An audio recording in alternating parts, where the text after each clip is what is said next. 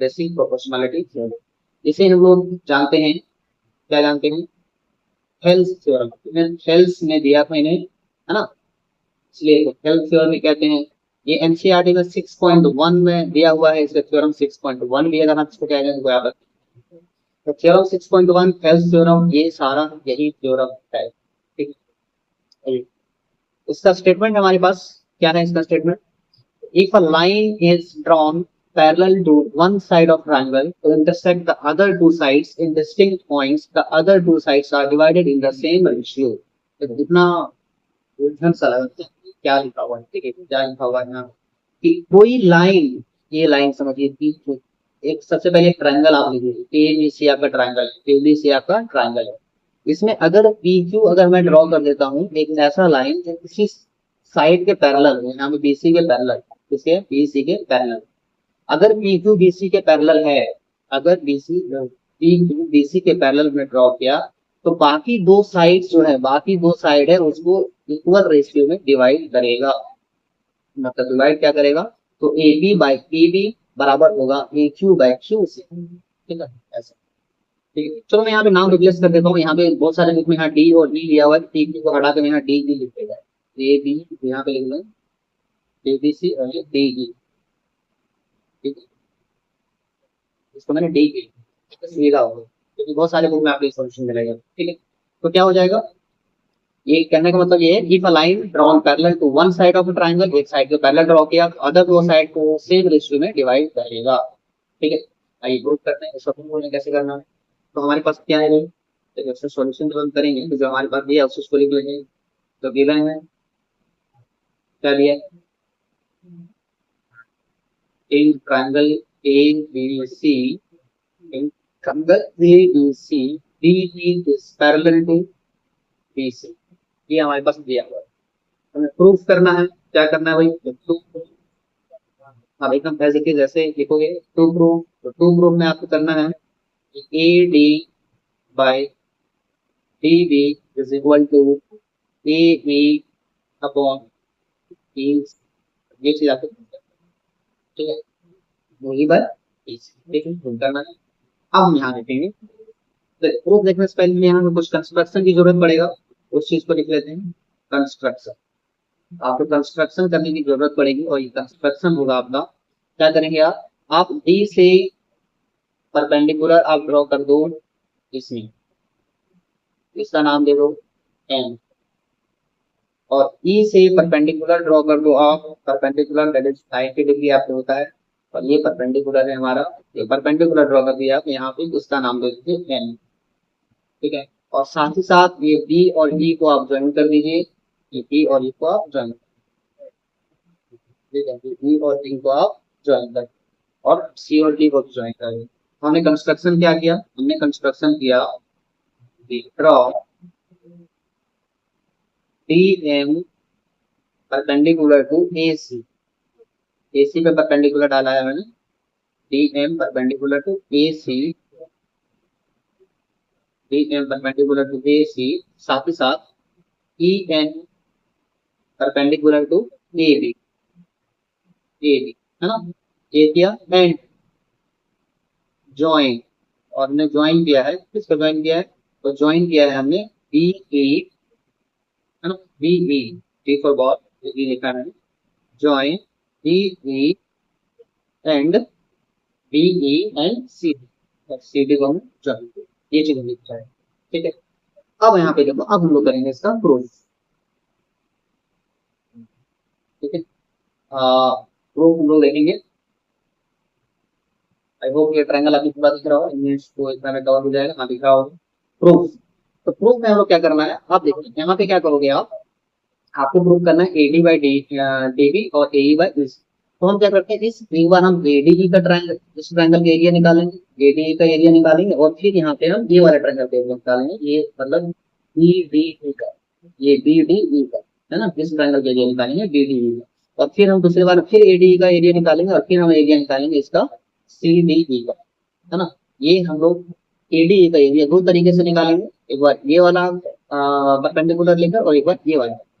देखिए क्या करेंगे, तो हम यहाँ पे लिखेंगे area of triangle, A D E, A D E, तो हमारे पास हो जाएगा 1/2 इंटू बेस क्या होगा भाई, बेस पूरा का पूरा ये लिया जाएगा। अगर इसका एडी का निकाल रहे हैं आप, तो एडी लेंगे base, base A D into perpendicular हमारे पास है ई एंड अगर हम निकालें area of triangle, this is the इसका बी डी ई का area of triangle B D E, B D E का हमारे पास हो जाएगा हाफ इंटू बेस इसका हो जाएगा। देखो ये हमारा हाइट यहाँ पे किसी भी स्केलन ट्रायंगल, देखो यहाँ पे मैं एक चीज बता रहा हूँ आपको, अगर आपके पास ऐसा ट्रायंगल दिया हुआ है और यहाँ पे अगर इस बेस को आप कंसिडर कर रहे हो ना, इसका हाइट जो होगा परपेंडिकुलर, ये इसका बाहर ही चला जाएगा, क्योंकि हाइट हमेशा 90 डिग्री होता है, तो बाहर इसका हाइट होगा। इसी पैटर्न को फॉलो करते हुए ये ट्रायंगल आपका दिया हुआ है यहाँ पे। अगर आप इस ट्रायंगल को कल्पना करते हो बी डी ई, तो यहाँ पे जो परपेंडिकुलर इसके बेस बी डी पे पड़ेगा, उस परपेंडिकुलर बाहर की हो जाएगा, ये देखो बाहर की हो जाएगा, तो यहाँ पे हाइट इसका क्या हो जाएगा ई एन होगा, है ना। तो बेस हमारा बी डी होगा, तो बेस हमारा हो गया बी डी और हाइट हमारा हो गया ई एन। अगर ये चीज हो गया, अब यहाँ देखो दिस इंप्लाइज, अगर हम ये दोनों को डिवाइड लगा देते हैं, मतलब हम area of A D E को डिवाइड लगा देगा हम area of B D E, है ना, area of A D divided by area of B D, तो हमारे पास क्या होगा, ये दोनों कैंसिल हो जाएगा, हाफ हाफ कैंसिल हो जाएगा, ए एन ये कैंसिल हो जाएगा, तो यहाँ पे लिख लेते हैं half A D into B N divided by half B D into E N. देखो जो कैंसिल होगा उसको काट देते हैं, हमारे पास कैंसिल होगा, हाफ हाफ कैंसिल हो जाएगा और ई एन कैंसिल हो जाएगा, तो क्या बचेगा हमारे पास, बच रहा है A D divided by B, इसको हम मानेंगे इक्वेशन 1। ठीक है, एक चीज हम मान लिए। अब सेम कंडीशन हम दूसरे साइड से करते हैं, देखो, इसको आप अच्छे से समझिए, वीडियो पॉज करके आप समझ लीजिए। देखो दूसरे साइड से क्या अपन करेंगे, फिर से हम निकालेंगे एरिया अगेन अगेन, वहां पे हमने एक ट्रायंगल में यहाँ से कंस्ट्रक्शन करूंगा, समय लगेगा, यहीं से देखेंगे क्या इस एडी, तो एडी का एरिया फिर जब हम ये वाला हाइट लेंगे, जब डी एम हम लोग हाइट लेंगे, तो हमारा बेस ए ही होगा। ठीक है, तो इस केस में हमारे पास हो जाएगा area of A D E is equal to 1/2 into, मैं कंस्ट्रक्शन कर ही देता हूँ, ये हमने, ये हमारा डी था और ये हमारा ई था, क्यू हटा दिया था, और ये यहाँ पे इन्होंने परपेंडिकुलर डाला हुआ था, ये एन था और ये एन था, और यहाँ से हमने ज्वाइन किया हुआ ये। ठीक है, तो हमारे पास क्या हो गया, इस एडी का एरिया निकालने के लिए हमने क्या किया, हाफ इंटू ए ई, और इस केस में जब हमारा ए बेस हो गया, तो हाइट हमारा होगा डी एम डी, एंड वापस अगर हम इसका एरिया निकालें इस चीज का, सी डी और ई, सी डी और ई, सी डी का आपके पास हो जाएगा हाफ इंटू बेस का काम करेगा सी ई, है ना, सी ई बेस काम करेगा सी ई, और आपके पास हाइट का काम करेगा ये भी डी डी डी डी। अब अगर ये चीज हो गया, फिर से इसको आप डिवाइड कर देते हैं, तो area of A D E divided by area of C D E, C D E, तो आपका क्या हो जाएगा, ये हाफ हाफ कैंसिल हो जाएगा, डी एम कैंसिल हो जाएगा, तो आपके पास क्या बचेगा ए ई बाय सी, ये हो जाएगा। अब आपको देखना ना, ये चीज हमने क्या किया यहाँ पे, देखो एकदम समझने की बात है, एडी का हमने ये वाला हाइट लिया था, ये हमारा बेस काम किया, फिर हमने यहाँ पे लिया सी डी ई को लिया था, सी डी में अगर सी को बेस लिया तो हाइट का काम डी एम का है। ठीक है, अब आप देखो, अब ये दोनों को हमें बराबर दिखाना है, मतलब यही दोनों को बराबर दिखाना है, एडी बाई डी टी, है ना, एडी बाई डी टी बराबर ए ई बाई सी, इसी चीज को इसी चीज को बराबर कैसे होगा, अब हम देखते हैं बराबर कैसे होगा। ऊपर का देखो न्यूमरेटर एडी ही है, यहाँ पे भी एडी ही है, इसमें कोई दिक्कत नहीं। अब नीचे का अगर हमारे पास एरिया बराबर हो जाता, मतलब अगर एरिया बी डी बराबर हो जाता है एरिया सी डी का, तो दोनों आपस में बराबर हो जाता, तो देखते हैं क्या एक चीज से बराबर होगा होगा ये बी डी ई और सी डी बी जो है ना, वो सेम पैरेलल लाइन के बीच में लाई कर रहा है, सेम पैरेलल लाइन के बीच में लाई करेगा। तो हमने 9th क्लास में एक थ्योरम पढ़ा था कि triangles lying between same parallel and same base, तो बेस भी दोनों का सेम है, देखो डी दोनों का कॉमन बेस, ये दोनों ट्रायंगल का कॉमन बेस डी, ये ट्रायंगल और ये ट्रायंगल का दोनों का कॉमन बेस डी। तो सेम बेस और सेम पैरेलल लाइन के बीच में अगर कोई ट्रायंगल लाई कर रहा हो, कितना भी ट्रायंगल लाई कर रहा हो, तो उसका एरिया सेम होता है। तो आप यहाँ लिखेंगे since triangle BDE, BDE and triangle CDE lie, है ना, lie between same parallel lines, same parallel and with same base, and with same base. Therefore,